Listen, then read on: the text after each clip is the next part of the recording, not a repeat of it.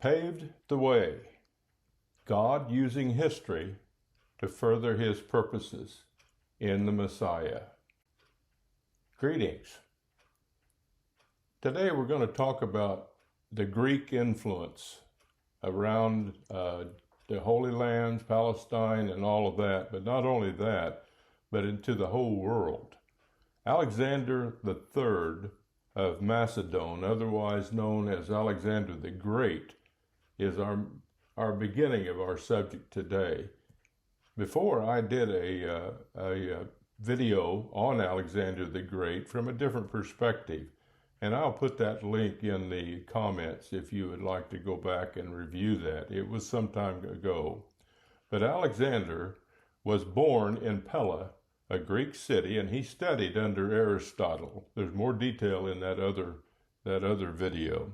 And he had the distinction of having never lost a battle. Now, for this to be said of anybody, it's enough, but yet Alexander was very aggressive. He was under a constant mode of being in attack of somebody. And much of his success was due to his gift as a military tactician. He employed a technique known as the Macedonian phalanx. And the Macedonian phalanx was a technique where the soldiers interlocked their shields and they advanced with this front of shields, and behind the shields were 6-meter spears.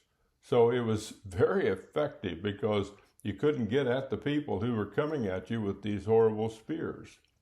Additionally, he used a lot of cavalry tactics that were very bold, and he had bold strategies in so many different ways. He would look at an objective, and he would do things out of the ordinary to accomplish them. And he had fierce loyalty from his troops, and those are the reasons he was never defeated in his battels. And perhaps one of the most significant traits was his dedication to expanding Hellenization through wherever he went. He wanted people to become Greeks wherever he ruled, wherever he dominated. Much different than we talked about before. The Persians let people stay as the way they were, not Alexander.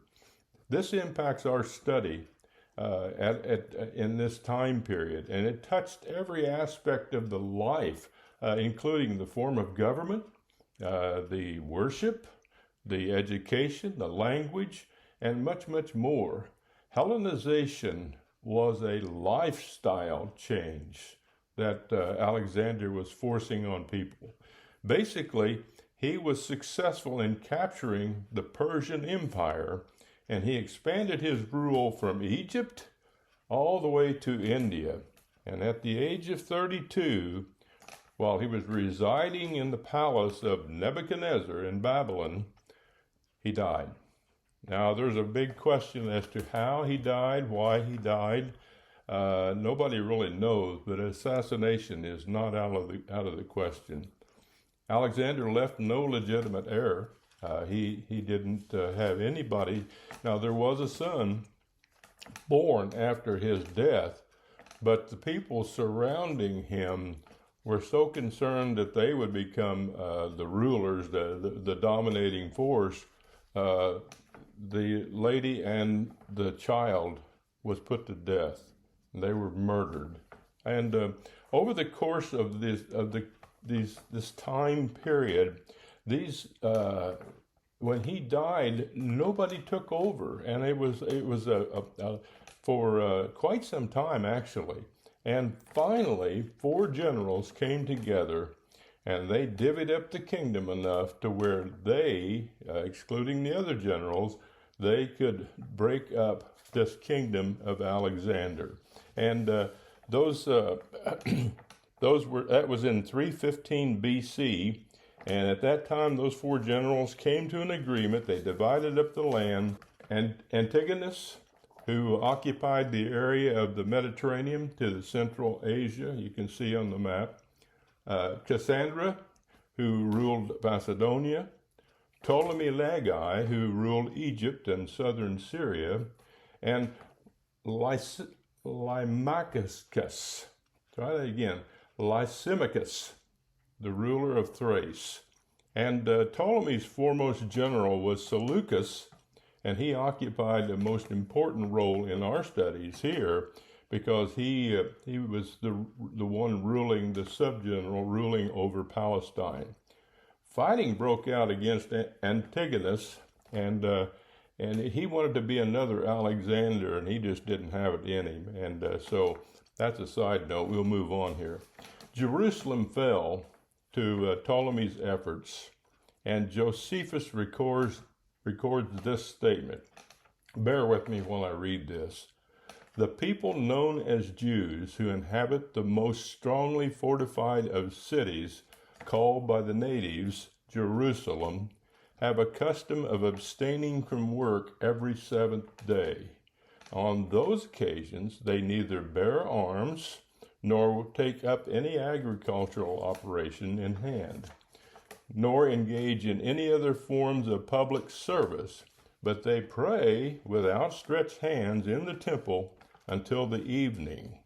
Consequently, because the inhabitants, instead of protecting their city, persevered in their folly, and Ptolemy, son of Lagus, was allowed to enter with his army, and the country was thus given over to a cruel master, and the defect of a practice enjoined by law was exposed.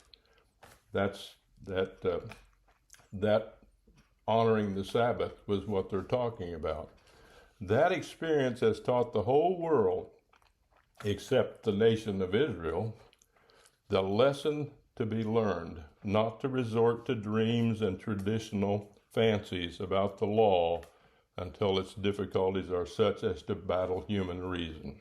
What we just saw there is that they honored the Ten Commandments, they honored the keeping of the Sabbath, and it cost them the city. How do you harmonize that? During this rule of Palestine by the Egyptians, or the Ptolemies, tribute was paid to Egypt, and the inhabitants of Israel were permitted to exercise their religion. Simon the Just, and there's some question as to which, the high priest, which one it was, Simon 1 or Simon 2, but he rebuilt the walls destroyed by Ptolemy 1, and he repaired the temple, and he directed the evacuation of a reservoir to supply the city in time of a drought or even a siege. And his identity, though, is a historical issue because we don't know which one it was, but it was about 200 BC. Simon the Just, was it Simon 1 or Simon 2? We don't know for sure. This period is characterized by wars between the Ptolemy kingdom and the Seleucid kingdom. And the battleground was Palestine. That's where the battles went on. And for the next 100 years, sometimes Israel was under the rule of and the control of the Egyptians, and sometimes the control of the Syrians. Both were Greek-speaking, but Israel found themselves in the battleground of these two kingdoms, battling one another. Greek had become the language of the country, and the Hebrew Bible was not able to be understood by that many people. So a project was undertaken, and we've talked about this in another video that I did. A project was begun in Alexandria, Egypt, to translate the Hebrew Bible into Greek. And this happened about 250 BC, and it was called the Septuagint Bible, abbreviated as LXX, which is supposedly the number of translators, or close to that. Anyway, 70, 72, it's close enough for their work. They worked from the original 12 tribes of Israel and completed their work. The translators were from the 12 tribes, supposedly. Alexandria at this time had over 1 million inhabitants. It was located near the mouth of the Nile River in Egypt, and there was estimated 100 to 200,000 Jews living there at the time. The translation of the Hebrew Scriptures was the Bible of the early church and was the primary source of quotations in the New Testament. Also, that's what Jesus quoted. During this period, additional books were written that were included in this collection, along with the Septuagint, and they were not originally written in Hebrew, they were written in Greek, and they were referred to as the Apocrypha. More on that later. And they were considered scripture, except by the Protestant Reformation, who outlawed them. Martin Luther was responsible for cutting these out of the Bible. 2 of the books found in this collection of writings are Maccabees 1 and Maccabees 2. And that's going to be the subject of our next video, the Maccabees, and 1 and 2, and that's where the information will be coming from. In 167 BC, the Syrians were in control of Jerusalem. Now here is the bad thing. And they had a particularly nasty king, Antiochus Epiphanes. The name indicates the coming or the appearance and refers to the thought that Antiochus was the coming of a god. In fact, there's coins that they have found that says just that, Antiochus, god. Antiochus sets out on a military adventure against the Egyptians, and he gets whopped. They really clean his plow. And he retreats, and he's in a foul mood, and he goes to Jerusalem. And because he's in a foul mood, he didn't like the Jews, and he wants to do what he can to stop this foolish Jewish religion. So what does he do? He goes to the temple. He sets up a pagan altar above the existing altar, and there he sacrifices a pig. And that is the straw that broke the camel's back. And it introduces us to the Maccabean and their efforts. Stay with me as we go through this next time.